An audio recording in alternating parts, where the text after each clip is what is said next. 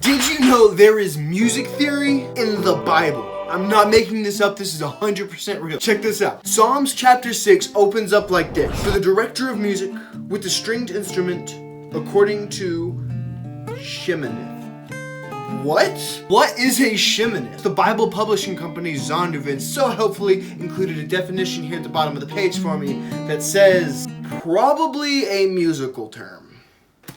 We can do so much better than that. Let's get weird.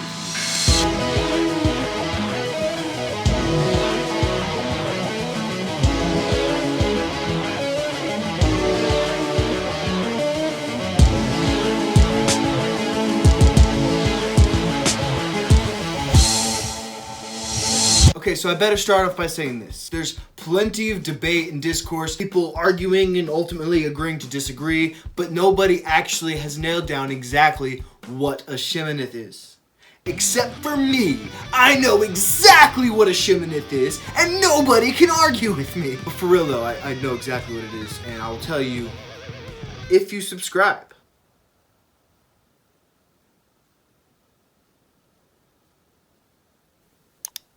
Alright, we can do it. So everybody kind of makes the same assumption right off the bat. Play according to Sheminith is the same thing as saying play in the key of Sheminith. The person writing the psalm is just instructing what key signature to play the song in. But that seems pretty obviously wrong, right? Key signature and mode, these are Western music theory. This is just me being a white colonist inserting my own culture into places where it doesn't belong. This is a text from the ancient Near East. They didn't have octaves and scales and keys and modes and stuff like that, right?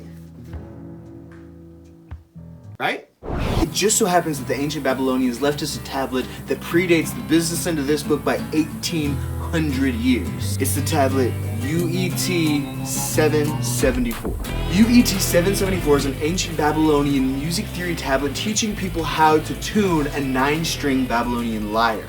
It tells you that the first and second strings are to be tuned with the 8th and 9th string.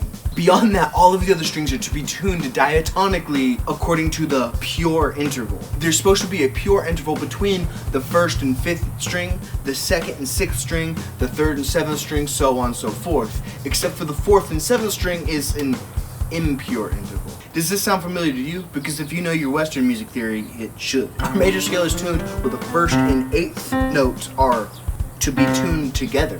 And then there is a pure or perfect interval between the 1st and the 5th note, the 2nd and the 6th, the 3rd and the 7th, so on and so forth. And coincidentally, between the 7th and the 4th interval, there is a diminished 5th. One could say an impure interval. It's perfect. And it's also a massive oversimplification. Links are in the description if you want to do more reading on this subject. So we're still left with one problem, is that this is a Babylonian tablet and we're trying to use it to decipher a Hebrew text the word Sheminith comes from. I've checked my demographics, and as of right now there's almost none of you who live in the ancient city of Babylon, so we're gonna have to get a map. When looking into ancient Babylonian music theory, there is 3 cities that come up that are particularly important to the conversation. Those cities are Asher, and Ugarit. So it stands to reason that if we make a little box that contains the cities of to Asher, and then over to Ugarit, we could reasonably call this box the area of influence for Babylonian music theory. Where is Israel on this map? Israel just so happens to be right here. Those of you who are fluent in the Bible might recognize names like Damascus, Lebanon, Jordan, the Negev. That's where Israel is. Right there inside of the box of influence of Babylonian music theory. And if this to you sounds like a stretch, that's because it's a stretch. But don't worry, I can do much, much better than that. Particle man. Let's talk about Triangle Man. Triangle man, triangle man, triangle man hates particle man. Pythagoras, Triangle Man, is considered to be the father of Western music. The reason this is because he's the one who decided upon a 7-note diatonic scale that repeats with the octave. Nobody had ever done this before him. Except for UET 774 was written over 1,000 years before Pythagoras was born. So did Pythagoras just independently come up with it by himself, or did he get it from somewhere? Listen to this quote from the ancient Athenian historian Isocrates. "One might cite many admirable instances of the piety of the Egyptians. Many contemporaries and predecessors have remarked it, of whom Pythagoras of Samos is one." This is basically confirmation that Pythagoras of Samos was in Egypt at some point. More than that, there's plenty of conjecture and theories that pretty much everything that Pythagoras taught, he learned in Egypt. We're not going to get into all the evidence for that today. You're just going to have to look it up on your own. But let's assume this is true. Hear me out. Let's assume that Pythagoras came up with this 7-note diatonic scale that repeats at the octave from Egypt. As we've already discussed, that the 7-note diatonic scale that repeats at the octave is exactly what Babylonian music theory told us about. We could say with some confidence that Egypt had a similar system of music theory. So we can expand this box over to the corner of this map, making the entirety of Israel completely and totally surrounded. If you're still not convinced, let's look at some of the patriarchs of the Israelites. Abraham, the father of the Israelites, was from the city of Ur. Moses, the one who led them to the land that they were living in, was from Egypt. The Israelites have a long-standing history with both the Mesopotamian music theory and the Egyptian music theory, which seems to be the exact same. So we have every reason to believe that King David and the Israelites were operating under the same music theory that the Mesopotamians and the Egyptians were using. So that pretty much answers our question, right? Play according to Sheminith is just him telling them what key to play in. Case closed, we're done, let's move on to the next thing. Well, there's a couple of problems with that. The biggest problem with this theory is that we have names for all of the Babylonian modes. None of them are Sheminith. If King David was telling it to play in a specific mode or scale, he would have said something that sounds very similar to one of these words. Sheminith doesn't sound anything like any of them. This can be explained away by a simple language barrier, but there's actually another problem, and to understand it, I'm gonna have to tell you a story. Israel, 1000 BCE. The king of the Israelites, David, wanted to show respect to God, who he loved with all his heart, by sending after the Ark of the Covenant, their most sacred object. He formed a group of people to take the Ark from Kirith Jearim, the place where it was, to Jerusalem, the place where he lived. David was very hopeful that by the Ark being in the capital city of Israel, God would send his blessings on the people. And so the Ark was loaded up on a cart, pulled by an ox, and they set a course towards Jerusalem. They made it as far as Kidon, when the oxen stumbled and the Ark began to tip off the cart. In a desperate attempt to steady the Ark of the Covenant, Uzzah, a Levite, reached out his hand to stop it from falling, and was struck down. The body of Uzzah littered the road. The rest of the group took the Ark of the Covenant to the nearby shelter of Obed-Edom's house, and King David went into mourning. Over the following months, Israel was plagued with Philistine raiders, and King David had to come to the aid of his people. It was during this time that David decided to look into the law of the Lord passed down through the prophet Moses. In the law, he found very specific instructions as to how the Ark of the Covenant was to be moved, not by ox, but on poles on the shoulders of people of the tribe of Levi. The king made a decision to try again moving the Ark of the Covenant, this time doing it right on the shoulders of Levites. And this time, out of respect, a whole troop of musicians were to follow them. And the Ark of the Covenant made it safely to Jerusalem. Right here in the book of 1 Chronicles, chapter 15 and verse 20, we get this. Listen up. Zechariah, Jaazil, Zechariah, fancy Hebrew name. Other fancy Hebrew name. 3 more fancy Hebrew names. Another 2 fancy Hebrew names were to play the lyres according to the Alamoth. And 6 more Hebrew names were to play the harps directing according to Sheminith. This is huge. We no longer just have Sheminith to worry about, we also have to figure out what is Alamoth. Now we have this word Alamoth come up yet again in the book of Psalms in chapter 46 for the director of music of the sons of Korah according to Alamoth. So we have this word Alamoth being used in the exact same context as Sheminith, having the exact same suffix as Sheminith, and there's another one. If you look in Psalm chapter 8 for the director of music, according to the Gittith, again with the exact same suffix, all of these have to fit within the Babylonian music theory system and cannot be scales because their names don't show up. Also, have to be able to be played simultaneously. Remember in the story, we have musicians playing lyres according to the Alamoth, while simultaneously playing harps according to Sheminith. That's a lot of information to take in, and all of it leads me to believe that we're not talking about scales and modes here. I guess we have to explore some other theories. Let's talk about the rubber band theory. Another popular theory goes like this. The root word of Alamoth is Alma, which is the Hebrew word for virgin. Therefore, something being played according to Alamoth is being played.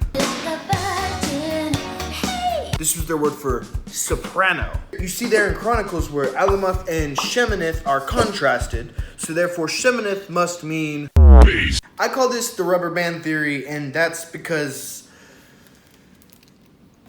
it's kind of a stretch. First bit of stretching comes with the word Alma meaning virgin, and therefore Alamoth means soprano. I've never heard of any other instance ever where the word virgin means high-pitched. Virgin either is used to represent youth or purity. I can see where they get it, but it is kind of a stretch. I will allow it, however, if Sheminith and Gittith follow suit. So what do those mean? Sheminith means eighth, as in the eighth thing in a sequence. Some people try to equate this to 8 being the notes that are in an octave, and Sheminith meaning the lower octave. But I would see this as inserting our own Western music theory into theirs. On UET 774, there is 7 modes listed, not 8, because they would have understood that the 8th mode was the same as the 1st mode. We see in other Eastern cultures, they think of the octave not as 8 notes, but as 7 as well. Look at Hispanic classical music, in which their word for octave is septak, sept being the root for 7. Frequency space between these two is called the saptak, but the name saptak is derived essentially from the word sapt, meaning 7, indicating 7 main swaras. Right, so saying that Sheminith means the lower octave is yet an even further stretch, but I can sort of see where they get it from. Finally, we have the word Gittith, which seems, in every instance I can find, means from the city Gath.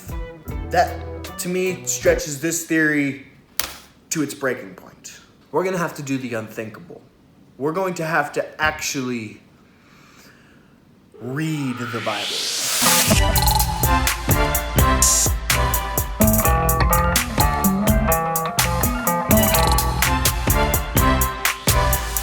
Hey, so really quick, as I'm going over to my next station to record the epic conclusion of this video, where I have figured out beyond a shadow of a doubt what a Sheminith and an Alamoth and a Gittith are, I'm just gonna ask you to subscribe. If you've watched this far into the video, I assume that means you're interested in thinking critically about music. And I do lots of musical experiments where I make weird, strange music. I talk about music. I dive into music history. I do all sorts of things I think music is gonna do over the next 10 years. An entire song in 1 hour. This machine learning AI to write us a song. Best lo-fi chill study music on the planet. Consider hitting that subscribe button. It really helps me so much. Alright, let's get on with it. Now finally, we arrive at the end. The definitive answer to the question, what is a Sheminith? The truth behind what is a Sheminith, and for that matter an Alamoth and a Gittith, seems to present itself when you go through the scriptures. Let me explain. The first and most obvious connection is with the word Gittith. It occurs 3 times through the book of Psalms. There's a very obvious common thread that goes between them. Psalm chapter 8. When I consider your heavens, the work of your fingers, the moon and the stars which you set in place, what is mankind that you are mindful of them, human beings that you care for them? Psalm chapter 81. Sing for joy to God our strength. Shout aloud to the God of Jacob. In Psalm 84, better is one day in your courts than 1,000 elsewhere. Do you see the common thread? It is about the power and the might of God and exalting him above all. This word Sheminith shows up 2 times through the book of Psalms. The first one is Psalm chapter 6. Now I'm going to read from 2 different places from it so you get the idea. I am worn out from my groaning. All night long I flood my bed with weeping and drench my couch with tears. It ends by saying, the Lord has heard my cry for mercy and the Lord accepts my prayer. Let's compare that to the one other instance of the word Sheminith put in the Psalms. Help, Lord, for no one is faithful anymore. Those who are loyal have vanished from the human race.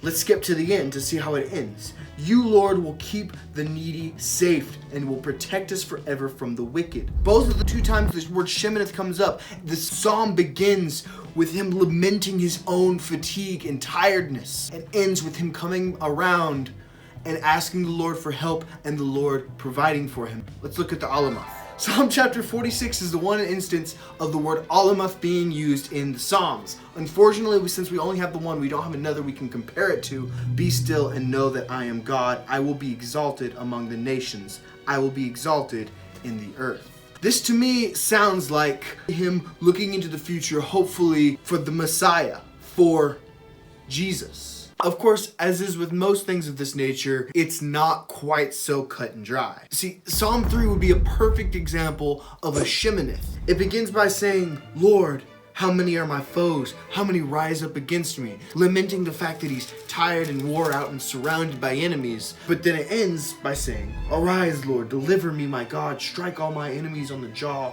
Perfect Sheminith, starting with being surrounded by your enemies and ending with being delivered by God. The problem is that it's nowhere mentioned that Psalm 3 is a Sheminith. The same is true for Psalm 40 as being a Gittith, but Psalm 40 is not a Gittith. Psalm 22 is very obviously messianic, so much so that Jesus himself called it out when he was on the cross, just to make it a perfect Alamoth. But it's not an Alamoth. All of that just to make this point. It's not good enough to say a Sheminith is a song about struggle and fatigue in the real world that God delivers you from. It's probably much more specific than that, having to do with a specific cadence, a specific rhyme scheme, maybe a syllable count. Honestly, I don't know, and I don't think we have enough to go off of with only 2 Sheminiths showing up in the entire book of Psalms. Honestly, even if we had more examples, we still probably wouldn't easily be able to figure it out, because whatever poetic structure that these are set to probably got lost to time whenever Hebrew was translated to Greek and Greek into English. We just no longer have the structure. I still firmly believe that the message of God and redemption through Jesus Christ is just as relevant to us today in the English translation of the Bible and has been untainted by time.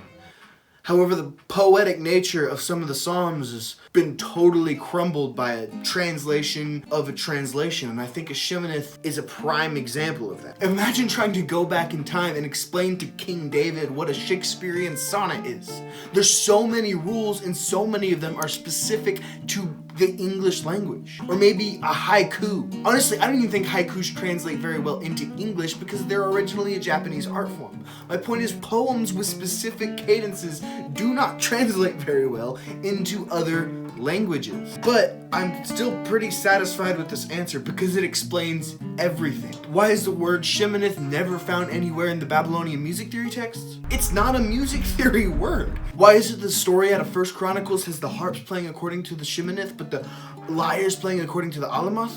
There was a vocalist. Somebody was singing words. Kenaniah, the head Levite, was in charge of the singing. The lyres and the harps were just the background music to him singing. David was commanding that when he was singing a Sheminith, one instrument be playing, and when he was singing an Alamoth, a different instrument should be playing. And this even explains why a Gittith is noticeably missing from this story. Remember back to the story, this was not David's first time trying to bring the Ark of the Covenant into Jerusalem. He failed the first time. He was tired. He was wore out. And he was asking God to deliver him. He was experiencing the feeling of a Sheminith.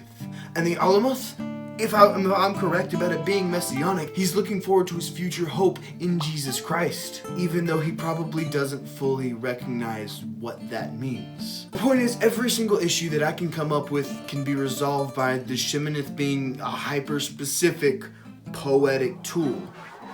That's been lost to time. Please consider subscribing to my channel. I put out all kinds of interesting music content. If you like music and if you like getting weird with music, then you will love this channel. I'll see you in the next one.